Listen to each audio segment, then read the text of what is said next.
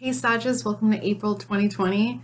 Okay, out of all of the zodiac signs, when I think about what's going on in the world right now, Sagittarius is the one where my heart really goes out to. You guys will be the ones that struggle with this confinement the most and the isolation the most because you're here to explore, right? You guys are all about independence and travel and freedom. And what's going on right now is the exact opposite. So I'm sending you guys a little bit more healing energy than I'm sending the other zodiac signs just because you need it a little bit more. And I also say that, Sag, because when I was first shuffling the cards to get some information for you guys, these three cards popped out first. And like, as you can see, you know, the Nine of Swords, which is all about grief, worry, anxiety, sleepless nights, just uncomfortable. Like, it's just like an uncomfortable feeling. It's like being on house arrest, but you didn't do anything wrong, you know? And then we have the Ten of Swords, which is just feeling completely pinned down, like can't go anywhere, can't do anything, feeling so uncomfortable. And what it's doing is it's bringing up a lot of emotions. I think that's the hardest thing for the Sag energy, and that's the reason why you guys travel and want freedom so much and that excitement, because it forces you to not have to look at your emotions. And now being kind of like confined to four walls, you now have to go inward and be like, okay, how am I feeling? And it's a very, very awkward energy that you guys are working with. Mainly who's affecting that energy is a young earth sign who's part of your family. This person you're definitely missing the most when it comes to your family. Young earth sign being Capricorn, Taurus, Virgo.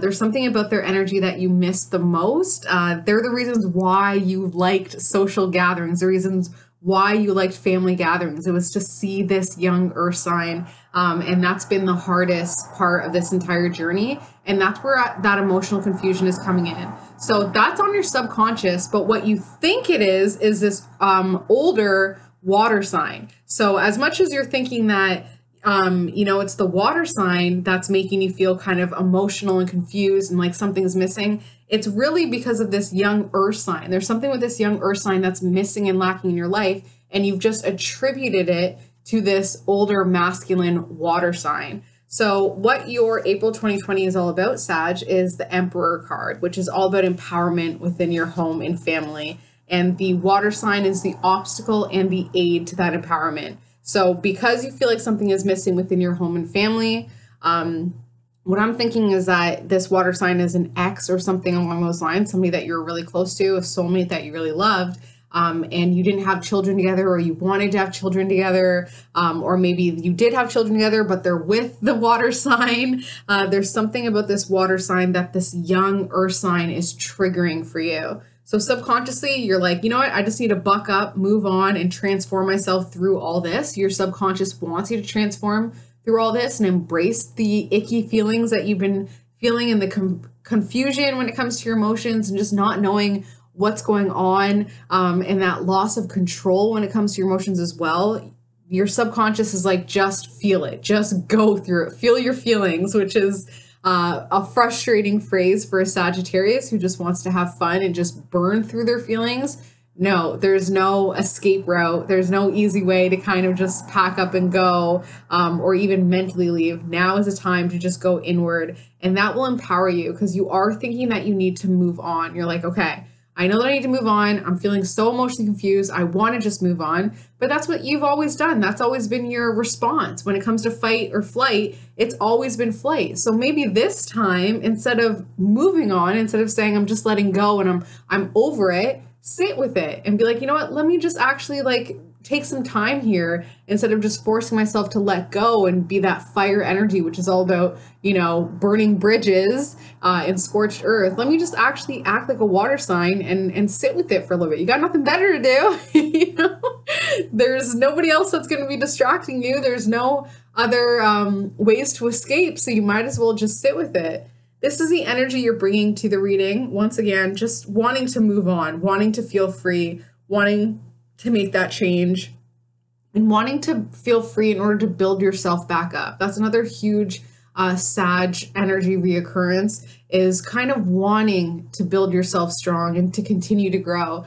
You guys rolled the ninth house, which is all about self-improvement. And maybe I think, you know, I'm seeing a lot of these memes and pictures right now where it's like, you know, if you're not if you're not bettering yourself or learning something or, doing something crafty or creative during this time, then you lack discipline, not time. And it just feels like every time I read it, I'm just like, this is unprecedented time. Like, we can't really understand what's going on emotionally. And that's just another form of distraction. Maybe what we actually need is not that escape from reality through creation. Maybe it's just to just sit in what's going on right now and just feel and just emote. So you're feeling like you need to move on, but what you really need to do is just sit with it right now.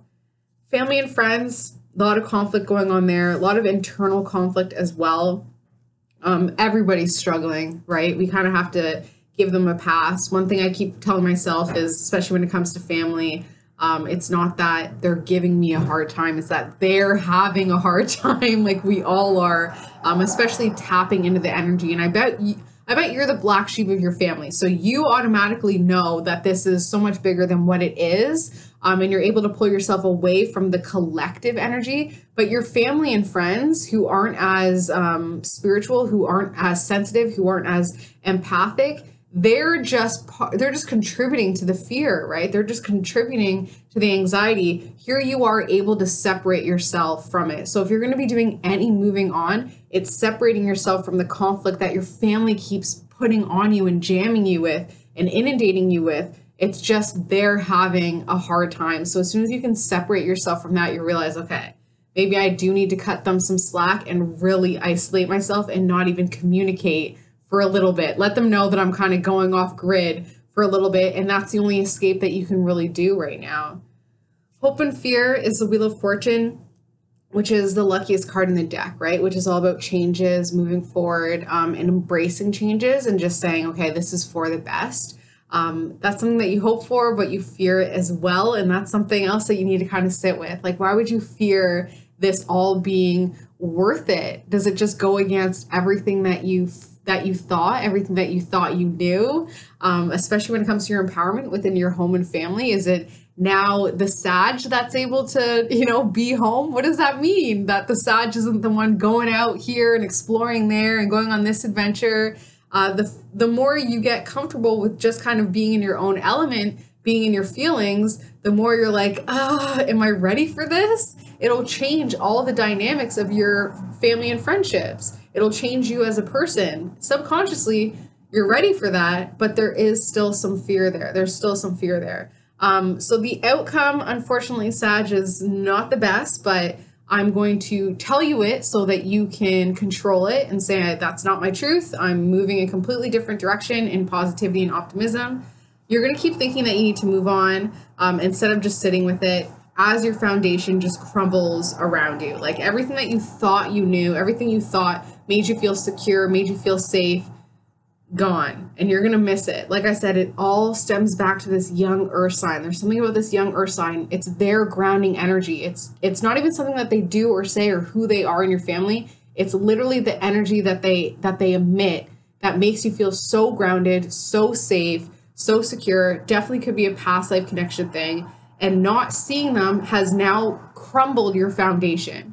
There's something about it where your foundation is just crumbling and you're like, I just want to move on. I just want to escape.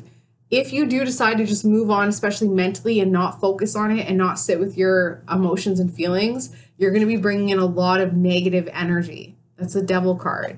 So what you want to do to kind of counteract this is getting grounded, using your crystals, tapping into your energy, tapping into your emotions, and just sitting with yourself for a little bit and meditating. Guided meditation is incredible, especially if you do a guided meditation specifically for grounding and specifically for letting go of anxiety and fear. You're going to feel a whole lot better. So love you guys. As always, if you want a personalized reading, my details are below, or you can email me beyondyoursunsign@gmail.com. Love you guys so much, and I will see you next month. Bye, Sag.